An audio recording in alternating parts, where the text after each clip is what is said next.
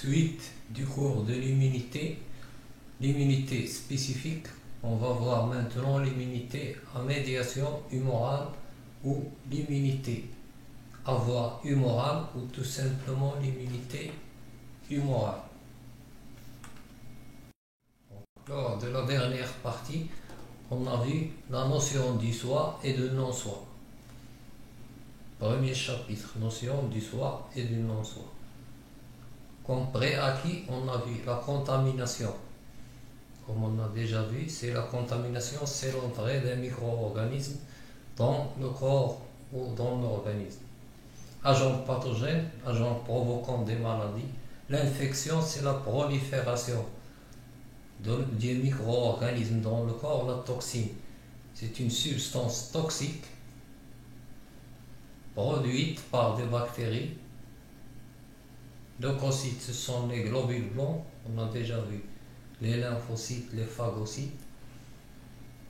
Donc, les caractéristiques de l'immunité naturelle. L'immunité naturelle, c'est une immunité innée, non spécifique, dirigée contre toutes sortes de micro-organismes qui entrent dans le corps, et il est immédiatement après l'entrée des micro-organismes dans le corps. Le soi, ce sont les molécules qui sont présentes normalement, molécules, cellules présentes normalement dans le corps de chaque individu. Donc, comment est-ce que l'organisme arrive à les distinguer? Par des marqueurs membranaires sur les membranes qui sont, comme on a dit, comme des pièces d'identité, permettent au corps de distinguer ce qui est soi. Le non-soi, ce sont tous les micro-organismes étrangers au corps. Ils déclenchent une réaction immunitaire quand ils entrent dans l'organisme. On va voir les types de l'immunité spécifique dans le chapitre 2. Des types de l'immunité spécifique. Donc, lorsque l'immunité innée ou naturelle ne parvient pas à endiguer, à arrêter l'infection, un deuxième type d'immunité se met en place. C'est l'immunité acquise, appelée aussi spécifique. L'immunité acquise est donc la seconde ligne de défense de l'organisme. Elle est spécifique à un antigène donné, c'est pour cela qu'on parle de spécifique. Au contraire de l'immunité innée qui est non spécifique, dirigée contre tout type de micro-organismes pénétrant dans le corps, toute infection. Donc il fait intervenir des globules blancs appelés lymphocytes. Les lymphocytes sont de deux types, les lymphocytes B, LB, et les lymphocytes T, LT, L-lymphocytes. L'immunité acquise met en jeu de nombreux mécanismes complexes. Et il est de deux types. On va voir ces deux types. Dans cette partie, on va voir l'immunité humorale ou à voie humorale. Donc, petit 1, l'immunité à médiation humorale. Comme première activité, on va avoir un exercice intégré. Donc, pour mettre en évidence les mécanismes de l'immunité spécifique à médiation humorale, on réalise les expériences suivantes. Donc, début des expériences, on a deux souris. Une souris sans aucune injection et une souris à laquelle on va injecter des salmonelles. Injection de salmonelle à la deuxième souris. La première souris va servir d'expérience témoin. Donc, il va rester sans aucune injection. Salmonelles, ce sont des bactéries. Donc, l'expérience 1, on attend quelques jours et puis on prélève le sérum de la souris avec injection de salmonelle. On prélève du sérum. Donc, le sérum, on le prélève. On le prélève du sang après centrifugation et coagulation. Il ne contient pas de cellules sanguines. Donc, on prélève le sérum, puis dans ce sérum, on va ajouter des salmonelles, des bactéries salmonelles. Donc, comme résultat, les bactéries sont mortes. On a mort des bactéries. Donc, ce qu'on peut déduire de cette expérience, cette première expérience, c'est que ce sérum contient des substances qui ont agi sur les bactéries ou qui ont neutralisé les bactéries sont mortes.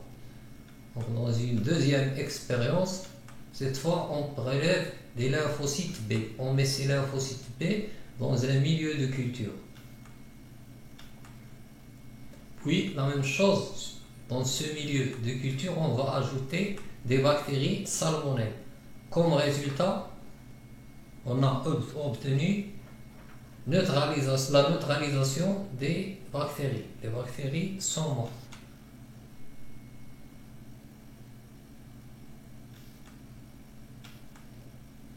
Troisième expérience, donc, et quatrième expérience, après quelques jours, la même chose, on va prélever le sérum et les lymphocytes B, comme dans la première et la deuxième expérience. La différence, c'est que cette fois, on ne va pas ajouter des bactéries salmonelles, mais des bactéries de diphtérie. On va ajouter des bactéries de diphtérie. Résultat, les bactéries survivent. Donc, les bactéries sont restées vivantes. L'expérience témoin, on va répéter les mêmes, mais cette fois, la souris n'a pas suivi d'injection. On va répéter les mêmes expériences, mais cette fois avec une souris sans injection préalable. Donc, dans les deux cas, on a les bactéries restent vivantes. Donc, on va passer à l'interprétation. Donc, l'expérience 1, on a dit qu'on a pris le sérum, on y a mis des salmonelles, les bactéries meurent. Donc, on a dit ce sérum contient des substances qui ont agi sur les bactéries, ils les ont neutralisées, les bactéries sont mortes. Donc, deuxième expérience, cette fois on n'a pas pris le sérum mais des lymphocytes B. Dans un milieu de culture, les bactéries avec les lymphocytes B, les bactéries sont mortes. Donc à partir de l'expérience 1, expérience 2, on a le même résultat. Donc ce qu'on peut déduire, c'est que cette substance qu'on a trouvée dans le sérum, il a été produite par les lymphocytes B. Donc, les lymphocytes B sécrètent ou produisent une matière qui agit, une substance qui agit sur les bactéries et les neutralise. Donc, cette matière ou cette substance, c'est une protéine. Ce sont des anticorps. On les appelle les anticorps. Donc, les lymphocytes B libèrent ou produisent des anticorps qui agissent sur les bactéries et les neutralisent. Donc, cette fois, on va voir si toutes les souris ont ces mêmes caractéristiques. Le sérum de toutes les souris, est-ce qu'ils contiennent ces anticorps? Les lymphocytes, est-ce qu'ils produisent toutes ces anticorps? Pour cela, on va comparer avec l'expérience témoin. L'expérience témoin, la souris n'a pas suivi d'injection avant. Donc, c'est une souris normale. Donc, on a les mêmes expériences, mais les bactéries ne sont pas mortes. Donc, où est la différence? C'est au niveau de cette injection préalable et on a attendu plusieurs jours. Et on a enlevé le sérum et les lymphocytes. Ici, même si on a attendu plusieurs jours, donc le sérum n'a pas d'effet sur les bactéries. Pourquoi? Parce que la souris n'a pas suivi une injection préalable. Donc, ce n'est pas une immunité innée qui existe chez toutes les souris. C'est une immunité qu'on appelle acquise. Il a été acquis après injection, par exemple, de salmonelle. Donc à partir de l'expérience 1 et 2, on a dit les lymphocytes libèrent ou produisent des anticorps. En comparant avec l'expérience témoin, donc on a une condition, c'est que la souris soit préalablement injectée avec des salmonelles ou toute autre bactérie. Donc on passe à l'expérience 3 et 4. Donc après quelques jours, on répète les mêmes expériences que dans 1 et 2, mais cette fois on ajoute, au lieu d'ajouter des bactéries salmonelles, on a ajouté des bactéries de diphtérie. Les bactéries de diphtérie, elles sont restées vivantes. Donc ce sérum et ces lymphocytes n'ont aucun effet sur les bactéries de diphtérie. Pourquoi? Parce que la souris a été injectée de salmonelle. Il a acquis une immunité contre les salmonelles, pas contre les bactéries de diphtérie. Donc les bactéries salmonelles diffèrent des bactéries de diphtérie. C'est pour cela qu'ici les bactéries sont restées vivantes. Donc cette souris a acquis une immunité, il est immunisé, ça veut dire il a une immunité, on dit immunisé contre les salmonelles, pas contre les bactéries de diphtérie. Donc c'est une immunité qui est spécifique. Donc il est spécialement pour les bactéries salmonelles. Il n'a aucun effet sur les bactéries de diphtérie. Il est spécifique. Donc ces anticorps n'ont aucun effet sur les bactéries de diphtérie.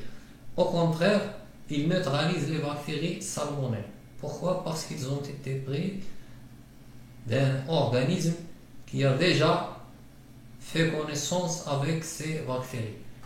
Donc la souris, il est immunisé contre les salmonelles. Donc en conclusion, on va conclure que c'est une immunité acquise, il n'est pas inné, spécifique, il est spécial pour un antigène donné, et donc ce qui intervient, ce sont les lymphocytes B.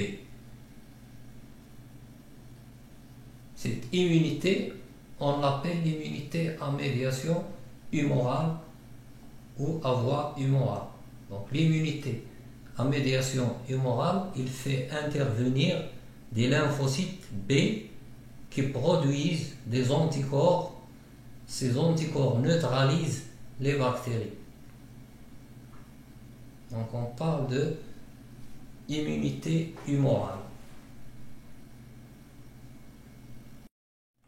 Donc on va passer aux questions.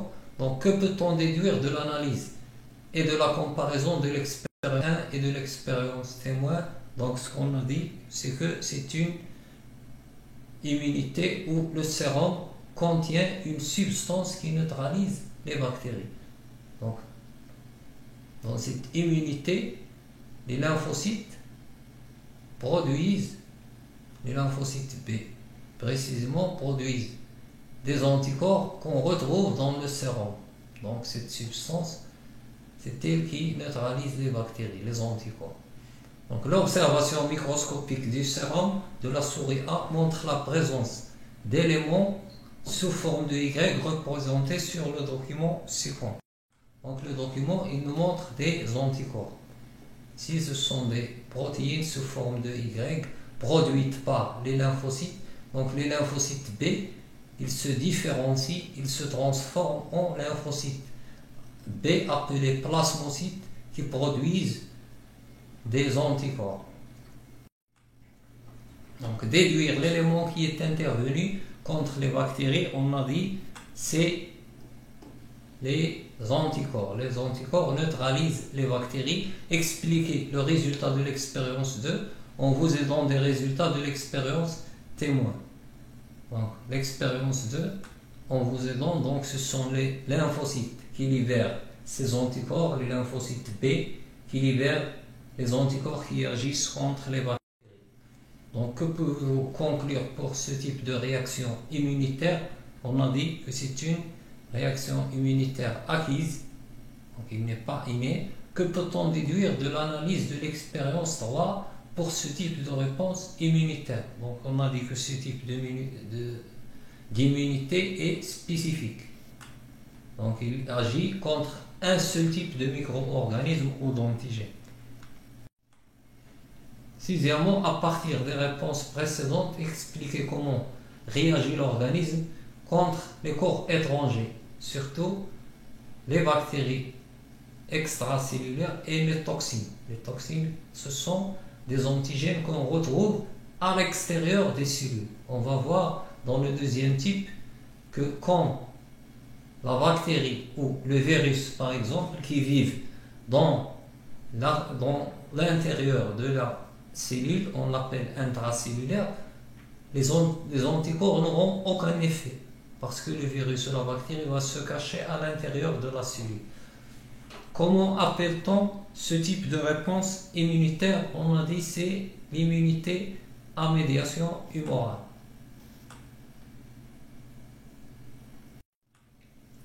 Donc on va voir les mécanismes de ce type d'immunité. Donc on a les lymphocytes LB, l'entrée dans l'antigène extracellulaire qui ne va pas pénétrer à l'intérieur de la cellule, il va rester à l'extérieur. Donc après entrée de l'antigène, qu'est-ce qui se passe? Les lymphocytes vont reconnaître cet antigène, ils vont s'activer. Activation, puis ils vont se multiplier et se différencier.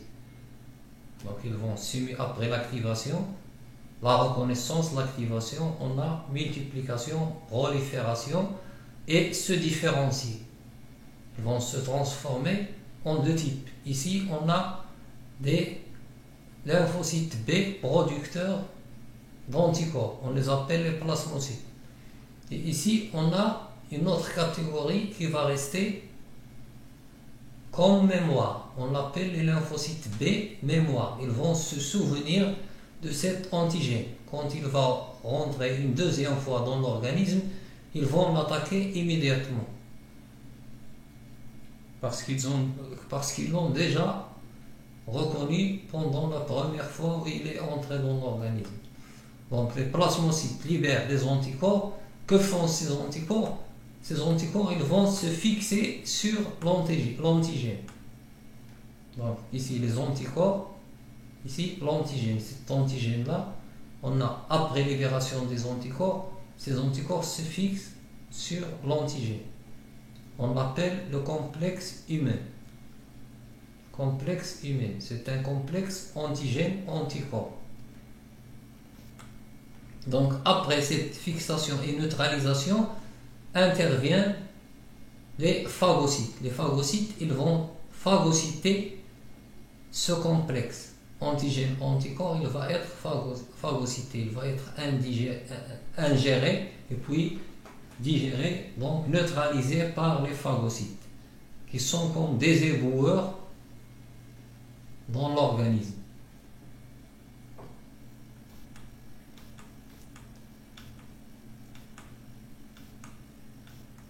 Donc on va voir les phases.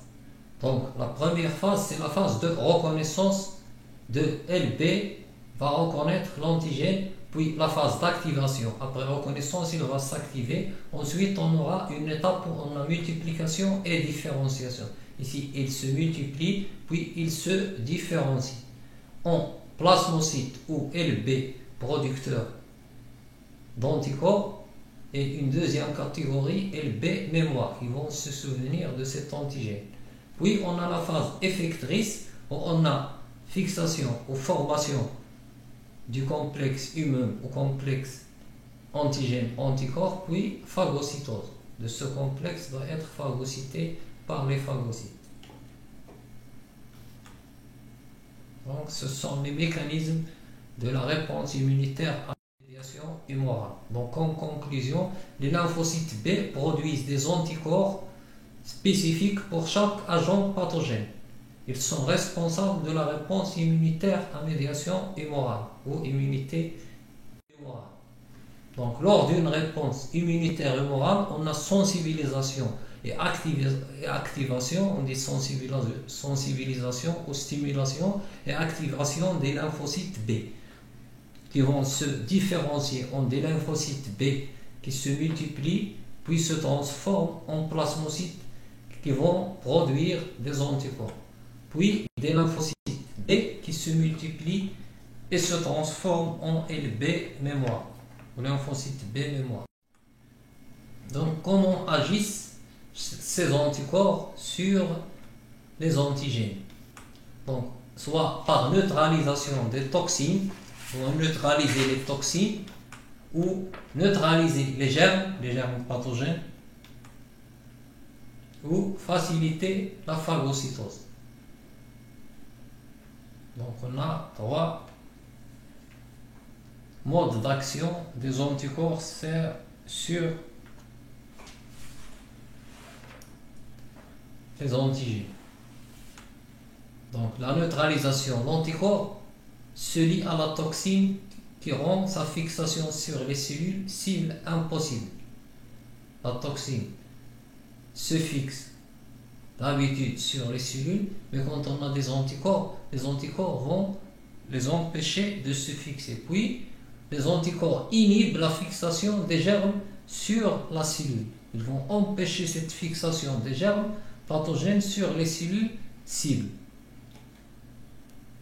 Puis, les antigènes recouverts d'anticorps, c'est-à-dire après formation de l'antigène, du complexe antigène-anticorps, les antigènes sont recouverts d'anticorps, ils sont reconnus et éliminés par les phagocytes. Les phagocytes vont éliminer ce complexe humain formé par des antigènes et les anticorps.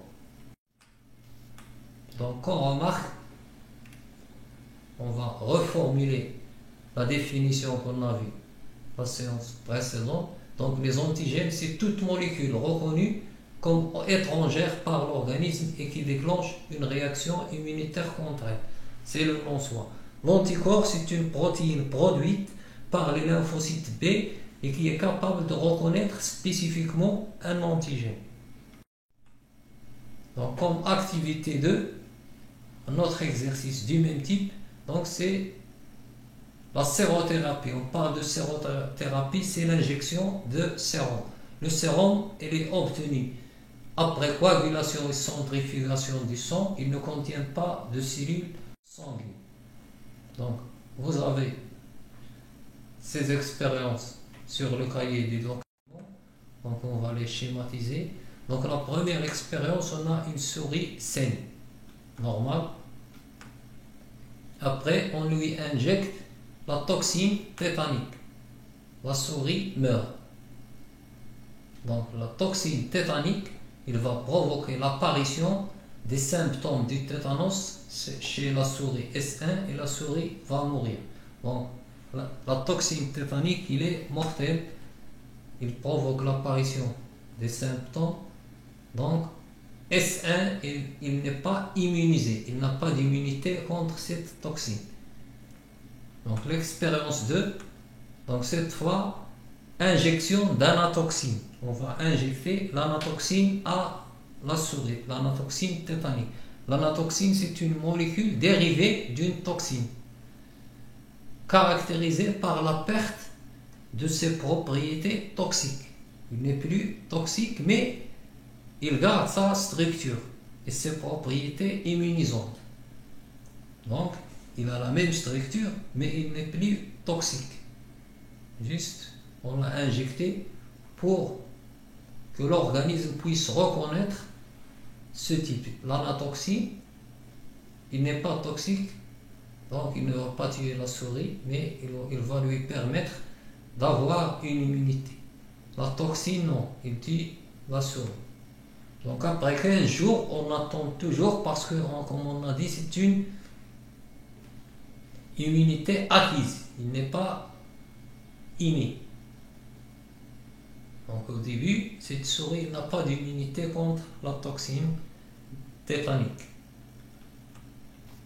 Donc la souris, cette fois, reste en vie, donc il survit. Pourquoi? Parce qu'on lui a injecté préalablement de l'anatoxine. Cette anatoxine lui permet d'avoir une immunité contre la toxine tétanique.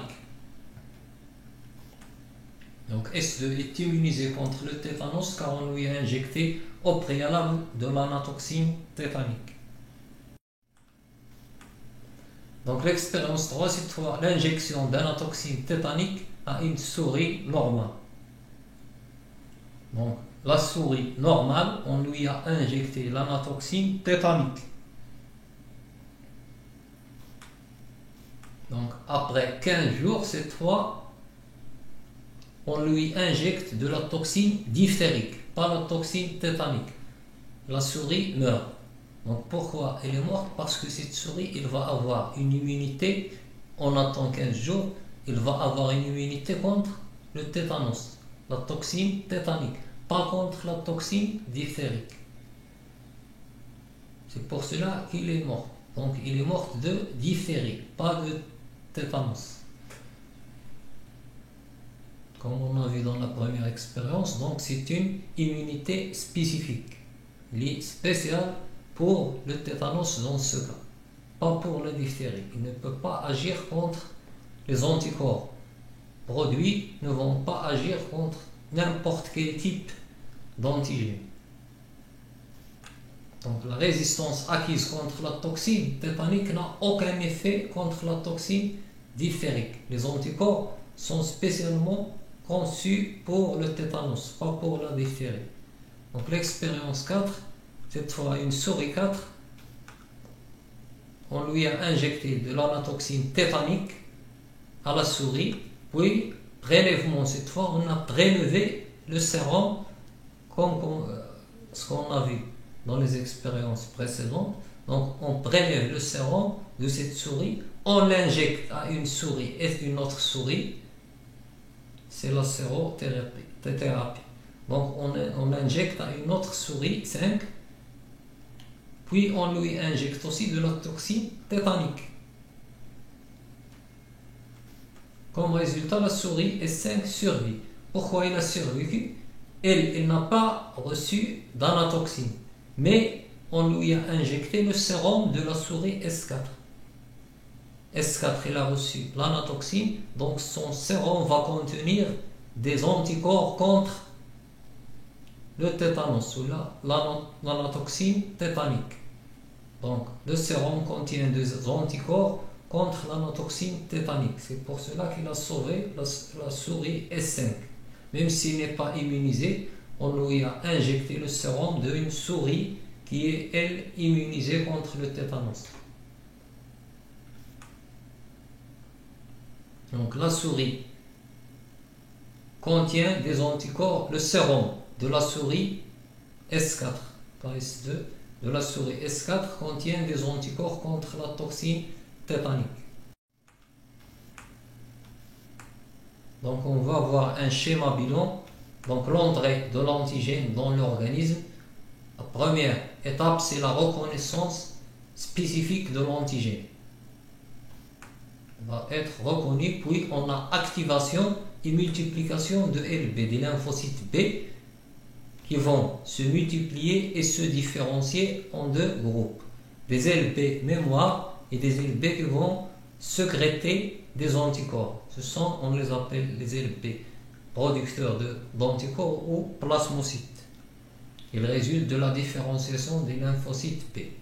Donc après production des anticorps spécifiques à cet antigène qui a été reconnu, ensuite formation du complexe humain, complexe formé par l'antigène et l'anticorps. Ensuite on aura phagocytose comme dernière étape. Donc dernière étape, phagocytose et élimination du complexe humain.